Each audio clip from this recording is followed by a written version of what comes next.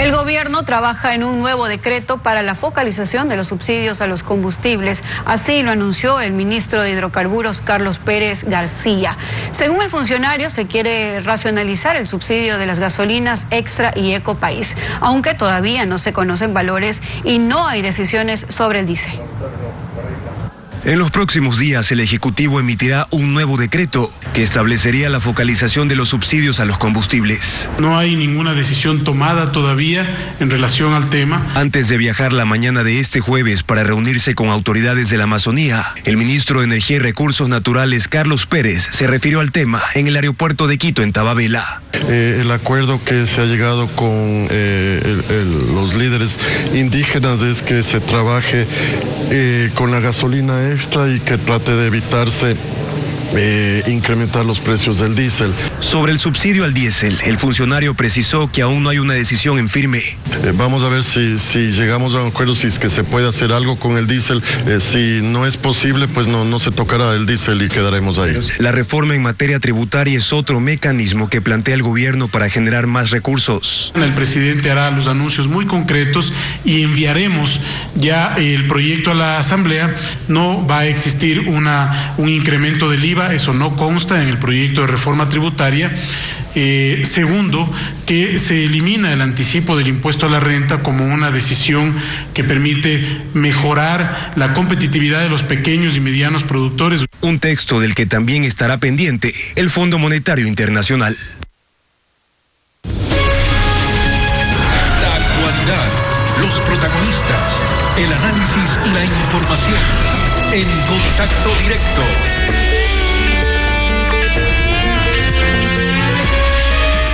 Lenin, ¿cómo estás? Muy buenos días. Buenos días, Samantha. Buenos días a todos quienes nos acompañan a esta hora. Durante los días de la protesta legítima, de la violencia y también del caos, que fueron los mismos días y que resultaron acciones que se mezclaron entre sí hasta casi no poder identificarse por separado, fueron algunos los aspectos que llamaban la atención de una ciudadanía sorprendida, estupefacta por lo que estaba ocurriendo. No porque manifestantes llegaran a Quito, pero sí por la acción de guerrillas urbanas. No porque un colectivo expresara un descontento, pero sí por el asalto e incendio de bienes y otros, de edificios y otros bienes públicos. No por el reclamo firme de derogatoria de una medida que unos consideran injusta, pero sí por los saqueos a gente quizás más humilde y necesitada que aquellos que reclamaban. A ese apocalipsis se sumaron otros elementos que dejaron en la ciudadanía distintas sensaciones y no necesariamente agradables. Uno de ellos fue el silencio de la Asamblea Nacional. El Poder Legislativo optó por desentenderse de lo que estaba sucediendo en el país y ni siquiera el hecho de que asaltaran su sede el 8 de octubre, día en el que estaba previsto que sesionen, la anomia que se vivía en el país logró despertarlos de su letargo. Pero eso tiene razones y lo vamos a conversar con Fausto Terán, asambleísta de Alianza País. Ingeniero Terán, buenos días. ¿Esa inacción fue planificada o fue producto del temor, del miedo? Lenin, muy buenos días. Un saludo a toda la teleaudiencia. Ningún miedo. Creo que prudencia es lo importante que hay que decir a la ciudadanía. Y usted le ha dicho hoy en la presentación de esta entrevista, ha dicho también algo muy importante. Es decir, que a río revuelto querían pescar ciertos grupos políticos. Y eso también hay que decirle a la ciudadanía. Teníamos reuniones constantes en la Asamblea, no sencillamente en nuestra institución, porque estaba sitiada. Sí teníamos que reunirnos en otros sitios, en otros lugares, y estábamos atentos a lo que pasaba en la ciudad. Pero lamentablemente ciertos actores políticos querían desestabilizar al gobierno. Ciertos actores políticos querían que se reúna el pleno el día sábado a las 10 de la mañana como querían ellos, estaba convocado. Pero qué casualidad, que justo el día sábado comienzan ya a verse una maniobra de desestabilización, de violencia contra la ciudad, sitiarle totalmente. Eso es lo que querían. Ingeniero Terán, entonces, ¿no es un rumor aquello del golpismo, eso del intento desestabilizador, que no iba a alcanzar a concretarse solo con una movilización indígena? Para hacerlo realidad se hubiera necesitado de los operadores políticos, que los operadores políticos actúen, que los legisladores intervengan para hacerlo realidad. Le pregunto, ¿es por eso que se prefirió dejarlos nomás en sus casas a los asambleístas para evitar que en una concentración, en una sesión de pleno, pudieran llegar a mocionar la censura del presidente de la República? Lenin, una prudencia, no solamente dejarles en las casas, porque estaban todos los asambleístas en cada una de las ciudades. Tomen en cuenta de que parte o gran parte de los asambleístas son de provincias y tenían que trasladarse a la ciudad y no podían hacerlo. Por uno. La otra, los actores que yo estoy diciendo, actores políticos que están inmensos, internos, no solamente de las agrupaciones que ya se han manifestado y que la fiscalía, la autoridad competente tiene que llevar los procesos, sino que actores políticos, actores políticos internos. Vea, usted es un periodista muy bien informado y sabe de cuál. Y usted tiene inmunidad parlamentaria y puede decirlo sin problema.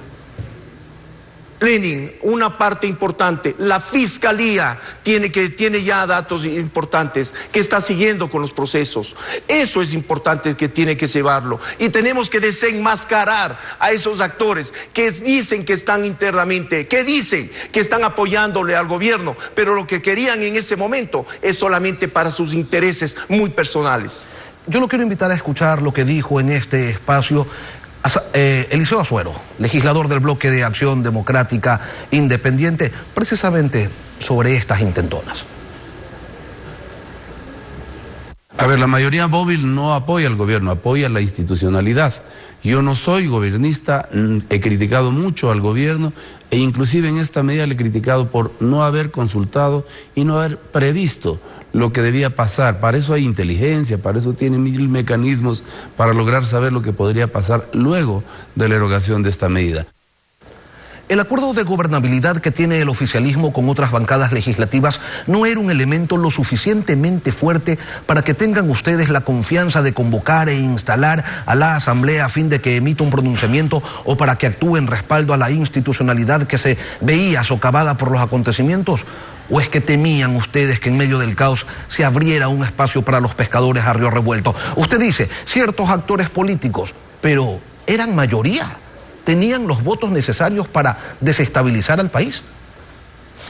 Lenin, lo que querían es que exista esta reunión para que el Pleno se reúna y de ahí sitiarle totalmente al Pleno y que exista un pronunciamiento de acuerdo al 130 de la Constitución que dice que pueden ser removido el presidente cuando existe conmoción social generalizada.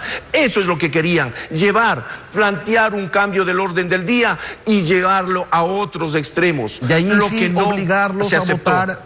sí obligarlos a votar a favor de una destitución por temor a que se pueda afectar la integridad personal de los legisladores. ¿Es eso lo que me está diciendo? Más que integridad personal, lo que querían es sitiarle a la institución. Tome en cuenta que días anteriores fue tomado y pacíficamente salieron de la institución, pero querían que el Pleno, se reúne el Pleno y estaba convocado para el día sábado a las 10 de la mañana. Y asambleístas que estuvimos, bancadas de esta gran concertación nuestra, estuvimos reunidos. Y en un principio, y le digo, voy a ser infidente y que la ciudadanía lo sepa, estaba listo ya el orden del día y para que se pueda reunir. Y este asambleísta es el que se opuso a esa reunión, porque no había los elementos, y cuando supimos ya de parte de la Fiscalía y de la parte de la Contraloría ciertos elementos que nos daban a conocer de que eso era la intentona de golpe de Estado que querían hacerlo. Ahora, usted habla de grupos políticos intentando desestabilizar, dice que la Fiscalía irá recaudando ya las pruebas necesarias, pero ustedes también pueden ejercer control político dentro de la Asamblea, ¿lo van a hacer contra los desestabilizadores, contra los golpistas? Ya en el Pleno ha autorizado ya la conformación de una comisión que pueda investigar todo esto. Se le ha dado 30 días Es importante que esa comisión multipartidista tenga los elementos suficientes para que se pronuncie. Tienen que ir gente con cabeza fría, que puedan coger todos los elementos suficientes y pueda presentar a la ciudadanía, al pueblo ecuatoriano, los elementos que por qué la Asamblea no pudo sesionar, por qué razón esta gran movilización indígena fue tomada solamente para desestabilizar al gobierno. Lo que querían es eso, el objetivo principal era eso. El gobierno dice que los intentos desestabilizadores no han terminado todavía. El presidente Moreno señala que hay grupos que están adquiriendo armas en la región sierra del país. Siguen pendientes de envío los proyectos con reformas tributarias y laborales. Uno de ellos se anuncia, se remitirá hoy a la Asamblea Nacional. La proforma presupuestaria del próximo año, y aunque también debía haber sido entregada, ya lleva un retraso de al menos 2 semanas, y aunque parecería que las cosas están retornando a la normalidad, lo cierto es que estamos contra el tiempo y la situación económica no mejora. Ingeniero, en medio de todo esto, ¿cuál es el rol que ustedes van a jugar, ya que durante la crisis, por prudencia, dice usted, no pintaron para nada? Hay 2 cosas, Lenin, que hay que decirle también a la ciudadanía. Totalmente desacertada la decisión del Ejecutivo. El hecho, primero, de montar o de anunciar medidas económicas sin que llegue a la Asamblea. Eso es crear un ambiente hostil en la ciudadanía. Después no consensuar, no socializar todas estas medidas tomadas.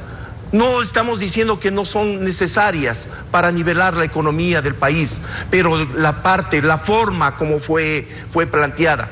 Creo que solamente se confiaron de que al momento de sacar o subir la gasolina súper no pasó nada. Creyeron que lo mismo iba a pasar subiendo la extra, subiendo el diésel. No socializaron, y prueba de ello, que ni los asambleístas sabíamos de esas medidas que iban a ser tomadas. Yo creo que el gobierno tiene una gran responsabilidad. El hecho de cambiar, de oxigenar su equipo de trabajo. El presidente de la República está en obligación de tener asesores, que son sus ministros, que estén acorde a las necesidades y a la urgencia que necesita el país. A propósito de trabajo, la Comisión de lo Laboral, a la que usted se pertenece, por fin ha logrado sesionar. Deben tratar el proyecto de reformas laborales, reformas que el FUT rechaza, y ya adelanta que se movilizarán el próximo 30 de octubre, aunque no se haya entregado siquiera el proyecto a la Asamblea, aunque no conozcan el texto, igual llaman a las calles. Esto, le pregunto, ¿los pone bajo presión o les da lo mismo? Y se lo pregunto porque 5 meses no les importó no trabajar en la comisión porque no se ponían de acuerdo para cambiar de presidente. Entonces, hay la sensación, la percepción de que no es muy fácil, que digamos, conmoverlos a ustedes. No es así, Lenin. Usted sabe más que nada que hemos tenido que cambiar la actitud de una presidente que en ese momento estaba para que ponga actitudes y pueda dar un paso al costado. Y fue las bancadas que tenía, las diferentes bancadas, Social Cristianos, Creo, RC, y nosotros como parte de la bancada de AP, que dimos una rueda de prensa pidiendo de que se haga a un costado la presidenta en ese momento. Hoy el día de ayer ha sesionado con normalidad la Comisión de Trabajadores.